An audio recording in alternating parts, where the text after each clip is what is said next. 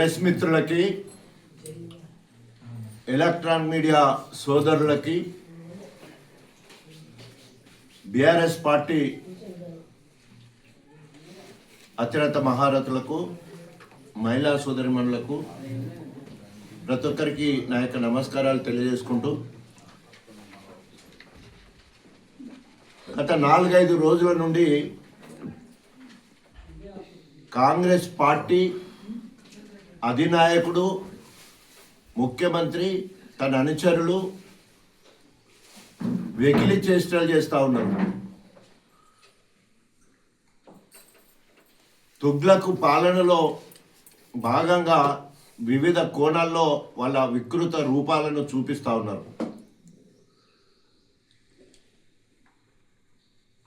ఇచ్చిన హామీలు నెరవేర్చలేక డ్రామాలు ఆడుతూ ఉన్నారు. 6 గ్యారంటీలు, 420 హామీలు నెరవేర్చడంలో చిత్తశుద్ధితో ఇప్పటికే 2.5 సంవత్సరాలు అయిపోయింది. ఇంకా 2.5 సంవత్సరాల్లో పూర్తి చేయవలసిన బాధ్యత కాంగ్రెస్ ప్రభుత్వం మీద ఉన్నది. ఆ హామీలు నమ్మబలకడానికి అధినాయకులు, ఏఐసిసి అధ్యక్షుడు ఖర్గే గారు, అదేవిధంగా పార్లమెంటు నాయకురాలు అధినేత సోనియా గాంధీ గారు, సోనియా గాంధీ కుమారుడు రాహుల్ గాంధీ గారు, సోనియా గాంధీ బిడ్డ ప్రియాంక గాంధీ గారు, వీళ్ళందరి చేత తెలంగాణ యావత్ ప్రజానికాన్ని నమ్మించి ఓట్లు దండుకొని ఈరోజు ఇచ్చిన హామీల గురించి మాట్లాడకుండా డైవర్షన్ పాలిటిక్స్ చేస్తూ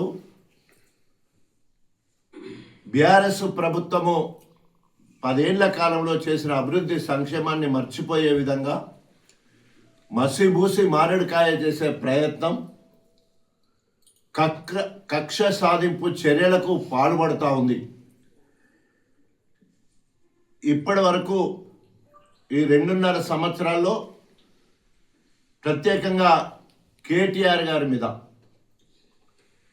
ఏసీబీ కేసులు, ఈడీ కేసులు, ఇప్పుడు సిట్ కేసులు, ఏ ఒక్కడి కూడా ఆధారాలు లేకుండా ఆరోపణలు మాత్రమే చేస్తూ రాక్షసానందాన్ని పొందుతూ ఉన్నారు. ఏ రకంగా కేసీఆర్ గారిని ఇరికేయాలనే ఆలోచనతో పోతా ఉన్నది ఈ కాంగ్రెస్ ప్రభుత్వం. ప్రశ్నించే గొంతులను కాంగ్రెస్ కత్తి పెట్టి బెదిరిస్తున్నది. ఈ సిట్ కేసు పనికి మాలిన కేసు. ఎందుకంటే ఆధారాలు అస్సలే లేవు. ఎందుకంటే నేరం చేయలేదు కాబట్టి. ఫోన్ ట్యాపింగ్ ఎవరు చేస్తారు? ఫోన్ ట్యాపింగ్ చేసేవాళ్ళు ప్రభుత్వ పోలీసు డిపార్ట్మెంటు ఫోన్ ట్యాపింగ్ చేసి ప్రభుత్వానికి కావలసిన సమాచారాన్ని సేకరిస్తుంది. బీఆర్ఎస్ ప్రభుత్వంలో శివాకర్ రెడ్డి అప్పుడు ఇంటెలిజెన్స్ ఐజీగా పనిచేశాడు. వీటన్నిటికీ కారణం అతనే. ఇప్పుడు నీ ప్రభుత్వంలో డీజీపీగా పనిచేస్తున్నారు. ఆయనకెందుకు నోటీసు పంపట్లేదని చెప్పేసి బీఆర్ఎస్ పార్టీ డిమాండ్ చేస్తూ ఉన్నది. ఫోన్ ట్యాపింగ్ చేసి సంఘ విద్రోహ చర్యలకు పాల్పడితే, దేశ ద్రోహానికి పాల్పడితే దోషులను దొరకబట్టి శిక్షించడానికి వాడతారు. కానీ ఈరోజు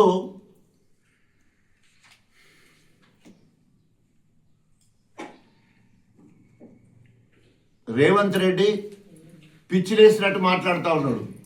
తన నిజ స్వరూపాన్ని బయట పెడతా ఉన్నాడు. కావురవెక్కి నిస్సిగ్గుగా తెలంగాణ ద్రోహిగా మాట్లాడుతూ ఉన్నాడు.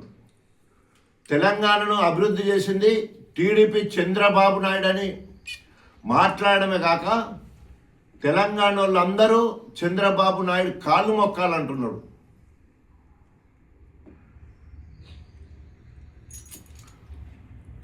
ఆంధ్రకు 600 నీళ్ళు ఇస్తాను అని చెప్పేసి నిస్సిగ్గుగా మాట్లాడుతూ ఉన్నాడు. ఇంకా ముందుకెళ్ళి తెలంగాణ రావడమే శాపము అని మాట్లాడుతూ ఉన్నాడు. దావోస్ వెళ్ళి తిరిగి వచ్చే వరకు ఇంకో వారం పడుతుంది కావచ్చు. హార్డ్వర్డ్ కూడా పోయి అక్కడ విద్యార్థిగా నాయకుడిగా ఎట్లా ఉండాలని నేర్చుకొని వస్తారని పోతున్నట్టు తెలిసింది. విదేశీ పర్యటన పూర్తి చేసుకొని వచ్చే వరకు ఇక్కడ మంత్రివర్గంలో ఉన్న మంత్రులందరూ కూడా గూడుపుటాన్ని చేస్తూ ఉన్నారు.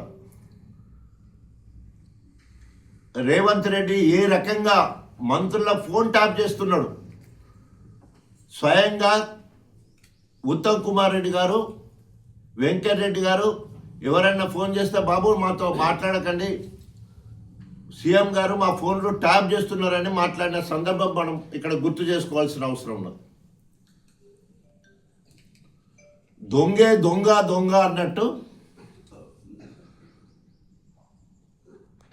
రెడ్ హ్యాండెడ్గా రేవంత్ రెడ్డి గారు ఓటుకు నోటు విషయంలో దొరికితే దాన్ని చట్ట ప్రకారంగా ఆయనను అరెస్ట్ చేస్తే దానికి ప్రతీకారంగా ఈరోజు 1 కాదు 2 కాదు 3 కాదు, ఒక్కరి మీద కాదు, ఇద్దరి మీద కాదు, అందరి మీద పెడుతూ ఆయన సోషల్ మీడియాను వాడుకొని ఈరోజు అందరం ఎక్కిన తర్వాత సోషల్ మీడియా మిత్రుల పైన కేసులు పెడతా ఉన్నాడు, జైళ్లకు పంపిస్తూ ఉన్నాడు, నెలల తరబడి బెయిల్ రాకుండా కూడా అడ్డుపడతా ఉన్నాడు. చివరికి సోషల్ మీడియా వారి మీద ఒక జీవో కూడా తీసుకురావడం జరిగింది.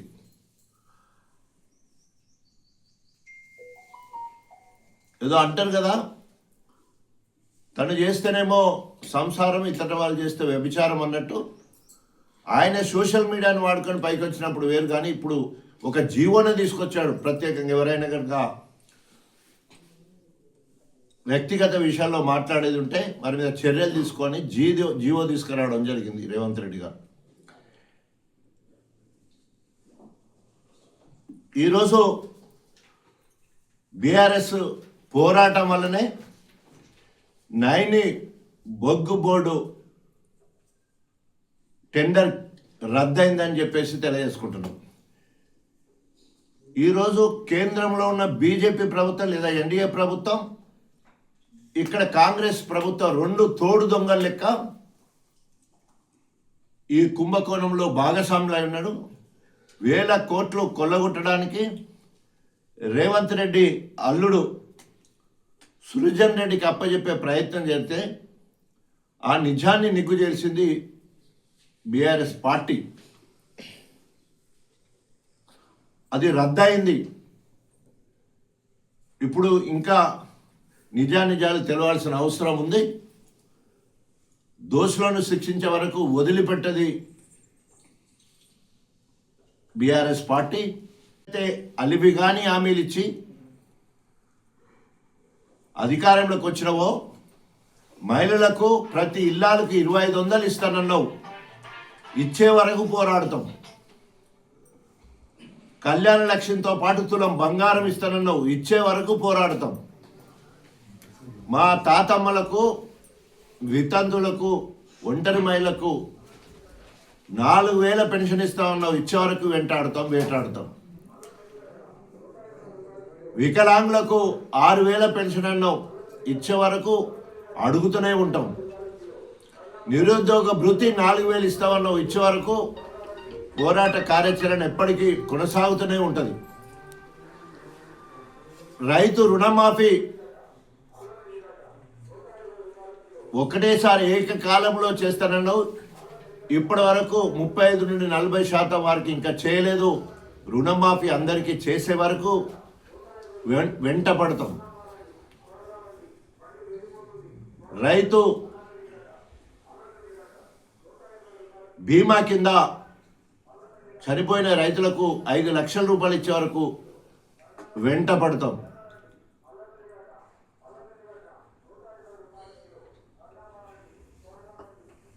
పిల్లలకు రెసిడెన్షియల్ పాఠశాలలో దాదాపు ఇప్పటి వరకే 106 మంది చనిపోయినలు.